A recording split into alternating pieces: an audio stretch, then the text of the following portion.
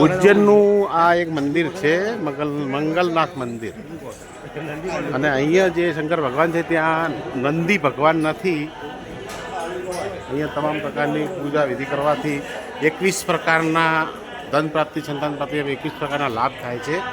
તો એની પૂજા કરવા માટે આજ રોજ માધુબા દરબાર અને સંગ્રામભાઈ બંને જણાએ પૂજા પણ લીધેલો છે.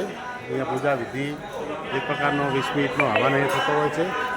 पूजा करना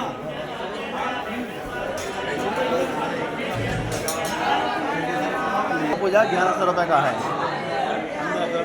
1100 का पूजा है, 101 रुपये का रसीद बनता है, 1350 का पूजा होता है. आ जाओ. हाँ जी दीदी, करना दीदी, पूजा करना.